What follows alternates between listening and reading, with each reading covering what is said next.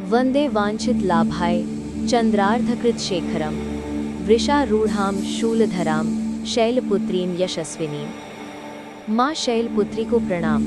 क्या आप जानते हैं कि नवरात्रि के पहले दिन हम माँ के पहले रूप माँ शैलपुत्री की आराधना करते हैं, जो हमें धैर्य, नई शुरुआत और स्थिरता का पाठ पढ़ाता है। आज के एपिसोड में हम माँ शैलपुत्री की कहानी, उनका महत्व, पूजा विधि और पहले दिन के रंग के अर्थ के बारे में बात करेंगे। माँ शैलपुत्री का अर्थ है हिमालय की पुत्री। ये रूप माता सती का ही पुनर्जन्म माना जाता है। कथा के अनुसार जब माता सती ने दक्ष यज्ञ में अपमान सह नहीं पाया और अपने देह का त्याग कर दिया, तब उनका जन्म हिमालय के घर हुआ। इसी वजह से उन्हें शैल यानी पहाड़ की पुत्री यानी माँ शैलपुत्री कहा जाता है। उनके हाथ में त्रिशूल और कमल होता है और उनकी सवारी है नंदी बैल। त्रिशूल शक्ति और न्याय का प्रतीक है, कमल पवित्रता और प्रगति का, नंदी भक्ति और विश्वास का प्रतीक है।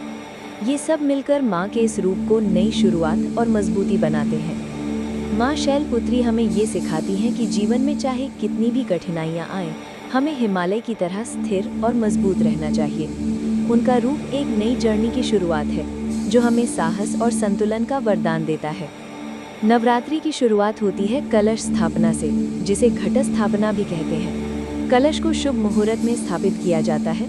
उसमें जल, नारियल और आम के पत्ते रखे जाते हैं और मिट्टी में जौ बोए जाते हैं। ये कलश माँ शक्ति का प्रतीक है, जो घर में पॉजिटिविटी और ऊर्जा का प्रवाह लाता है।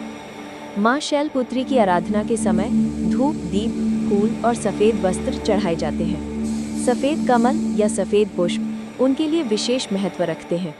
उनकी पूजा के दौरान मंत्र जाप और दुर्गा पाठ करके माँ को स्मरण किया जाता है। नवरात्रि के पहले दिन का रंग है सफ़ेद, व्हाइट। ये रंग शुद्धि, शांति और पवित्रता का प्रतीक है। इस दिन सफ़ेद वस्त्र पहनकर माँ की पूजा करने से मन शांत होता है, धैर्य बढ़ता है और भक्त को एक नई शुरुआत का आशीर्वाद मिलता है।